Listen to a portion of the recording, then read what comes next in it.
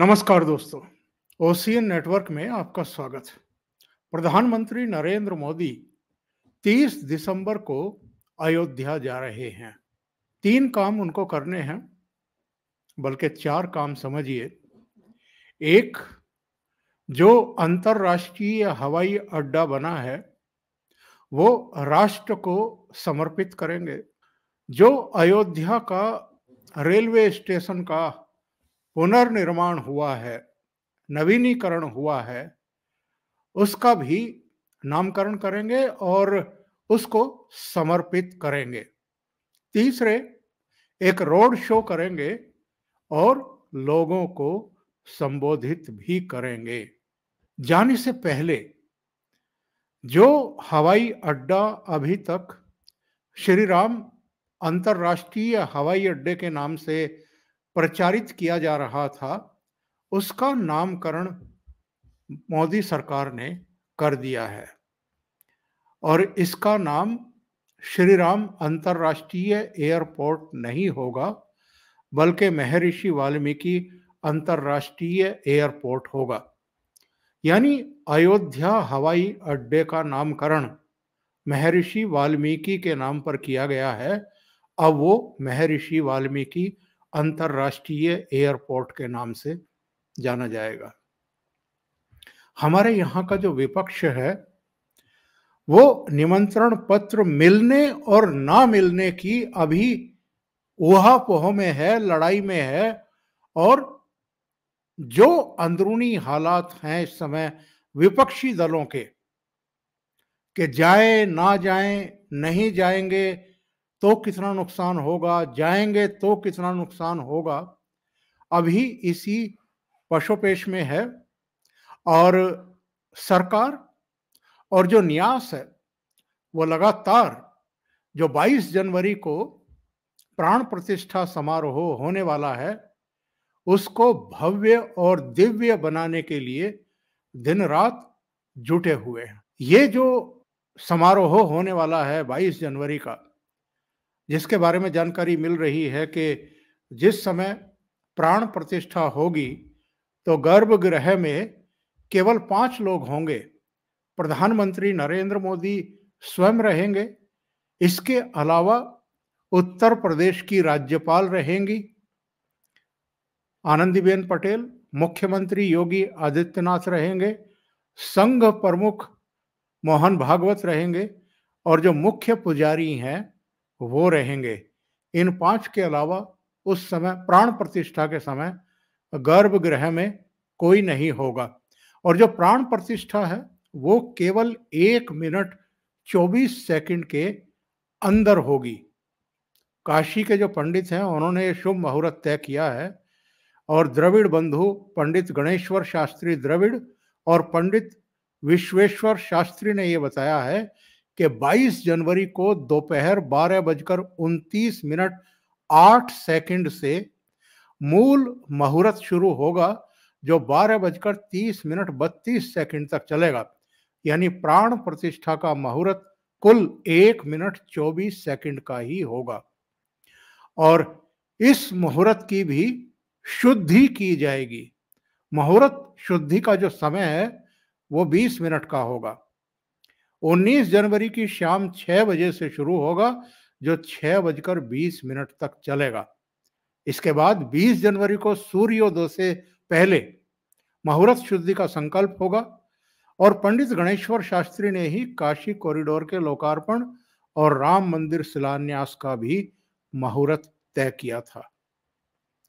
जो कार्यक्रम मिल रहे हैं प्रधानमंत्री नरेंद्र मोदी के, वो ये हैं कि अभी 30 दिसंबर को जाएंगे और 30 दिसंबर को जो 4 कार्यक्रम हैं वो मैंने आपको बताया है। वो रोड शो भी करेंगे, वो लोगों को संबोधित भी करेंगे, अंतर्राष्ट्रीय हवाई अड्डे का और जो अयोध्या धाम रेलवे स्टेशन है उसका लोकार्पण भी करेंगे। योगी आदित्यनाथ अयोध्या में थे और अयोध्या में उन्होंने सारे निर्माण कार्य का जायजा लिया है। वो शुक्रवार को रहेंगे और प्रधानमंत्री जब रहेंगे 30 को तब भी वो रहेंगे। लेकिन मैं जो आपको कह रहा था कि एक और तो उत्तर प्रदेश और केंद्र सरकार और न्यास इस कार्यक्रम को भव्य रूप देने के लिए दिन रात परिश्रम कर रहे हैं। दूसरी ओर विपक्षी दलों के नेता हैं जो अभी इसी झगड़े में उलझे हुए हैं, इसी ऊहापोह से नहीं उबर पा रहे हैं कि वो अगर उनको निमंत्रण पत्र मिला है तो अयोध्या 22 जनवरी को जाएं, उस प्राण प्रतिष्ठा समारोह का हिस्सा बने या ना बने। जिनको मिला है उनमें से कुछ ने नखरे दिखाने शुरू कर दिए हैं, जिनमें सीताराम येचुरी इसको सरकारी कार्यक्रम बता रहे हैं धार्मिक कार्यक्रम के बजाय, और प्रधानमंत्री और उत्तर प्रदेश के मुख्यमंत्री की वहां उपस्थिति पर भी सवाल उठा रहे हैं। मैंने कल भी एक प्रोग्राम किया था जिसमें मैंने इन्हीं की नीयत पर सवाल खड़े कर दिए थे। मैंने पूछा था कि जब प्रधानमंत्री वीर साहिबजादों के प्रोग्राम में जाते हैं, सिखों के प्रोग्राम में जाते हैं, तो इनको कोई ऐतराज नहीं होता। जब वो विदेश यात्राओं के समय मस्जिदों में जाते हैं तब भी इनको कोई दिक्कत नहीं होती है। अभी 25 दिसंबर को ईसाइयों के एक कार्यक्रम में वो शामिल हुए थे, तब भी सीताराम येचुरी को कोई दिक्कत नहीं थी। पर भगवान राम के मंदिर का प्राण प्रतिष्ठा समारोह हो रहा है या राम मंदिर बन ही रहा है, इसको लेकर के इनको अच्छी खासी परेशानी दिखाई दे रही है। राहुल गांधी के जो राजनीतिक सलाहकार और गुरु हैं, ओवरसीज कांग्रेस के अध्यक्ष सैम पेट्रोडा का भी नाम आपने सुना होगा, बयान सुना होगा, जिसमें वो कह रहे थे कि मुझे इस बात को लेकर के परेशानी है कि प्रधानमंत्री नरेंद्र मोदी मंदिरों में ही खड़े रहते हैं। मतलब उनकी दृष्टि में प्रधानमंत्री नरेंद्र मोदी और कोई काम ही नहीं कर रहे हैं।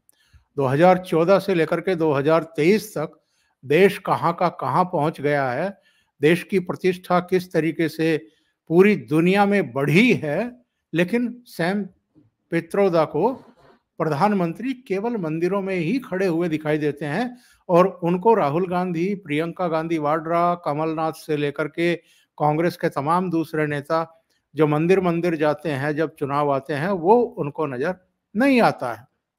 उधर मुस्लिम लीग के एक नेता ने कांग्रेस को नसीहत दे डाली है कि वो राम मंदिर के प्राण प्रतिष्ठा समारोह में ना जाए।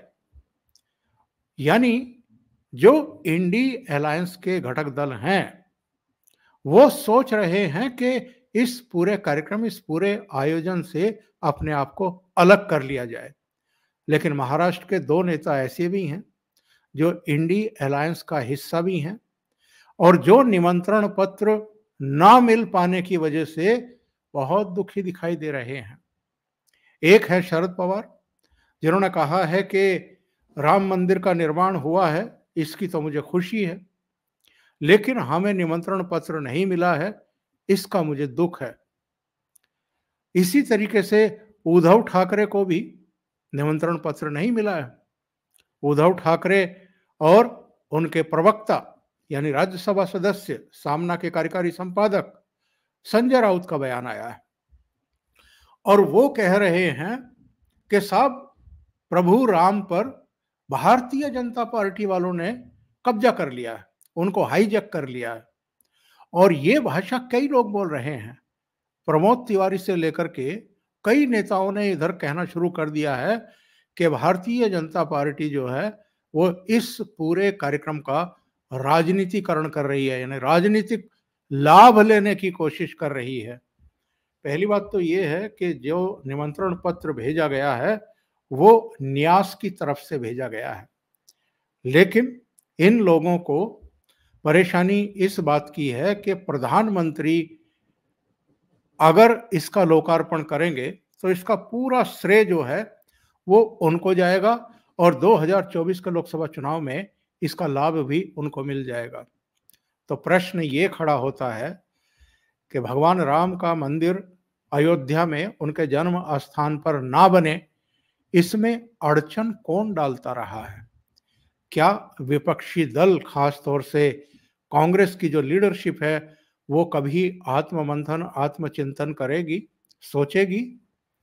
और प्रधानमंत्री ने ही इसका शिला पूजन किया था, शिलान्यास किया था, आधारशिला रखी थी मंदिर की 4 वर्ष पहले 5 अगस्त 2019 को 2020 को। और अगर उन्होंने शिलान्यास किया था तो प्राण प्रतिष्ठा का समारोह भी उनके हाथों ही होगा। तो इसको लेकर के जो चिढ़ मची हुई है, उसकी कल्पना भी हम और आप नहीं लगा सकते हैं। लेकिन मेरा कहना यह है कि एक और तो प्रधानमंत्री नरेंद्र मोदी हैं और उत्तर प्रदेश के मुख्यमंत्री योगी आदित्यनाथ हैं, जो अयोध्या को लेकर के, भगवान राम को लेकर के, केदारपुरी को लेकर के, बाबा विश्वनाथ को लेकर के, महाकाल की नगरी उज्जैन में कॉरिडोर को लेकर के, सोमनाथ को लेकर के, 4 धाम यात्राओं के लेकर के पूरी तरीके से समर्पित भाव से लगे हुए दिखाई दे रहे हैं। और दूसरी तरफ जो विपक्ष है, वो राजनीति में उलझा हुआ है और तुष्टीकरण की राजनीति के चलते हिंदुत्व विरोधी एक छवि निर्माण करने में लगा हुआ है। और मजेदार बात ये देखिए कि प्रधानमंत्री नरेंद्र मोदी और उनकी सरकार काम किस तरीके से करती है, संदेश किस तरह देती है।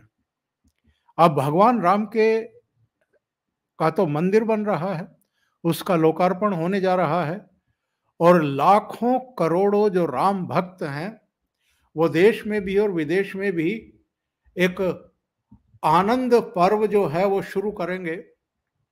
और जाहिर है सद्भावनाएं, पूरा सहयोग, पूरा समर्थन भी और मत भी, यानी वोट भी, वो भारतीय जनता पार्टी और प्रधानमंत्री नरेंद्र मोदी और योगी आदित्यनाथ को ही मिलना है। विपक्षी दलों के नेताओं को तो मिलना नहीं है। लेकिन मैं सोच बता रहा हूं प्रधानमंत्री नरेंद्र मोदी की, उनका विजन बता रहा हूं। भगवान राम का तो मंदिर बन रहा है। अभी तक जो चर्चाएं थी वो ये थी कि अयोध्या में जो इंटरनेशनल एयरपोर्ट बन रहा है, जिसका लोकार्पण करने के लिए ही प्रधानमंत्री नरेंद्र मोदी 30 दिसंबर को वहां जा रहे हैं, उसका नाम श्री राम अंतर्राष्ट्रीय एयरपोर्ट होगा। ये चर्चाएं चल रही थी। और अलग अलग आप वेबसाइट्स पर जाकर के देखें, जहां एयर टिकट बुक कराए जाते हैं, तो वहां भी दिल्ली से अयोध्या का जब आप टिकट बुक कराने के लिए लॉगिन करेंगे, तो वहां अभी भी श्री राम इंटरनेशनल एयरपोर्ट ही लिखा हुआ है अयोध्या का। लेकिन जाने से पहले प्रधानमंत्री नरेंद्र मोदी ने उस एयरपोर्ट का नाम बदल करके महर्षि वाल्मीकि के नाम पर कर दिया है।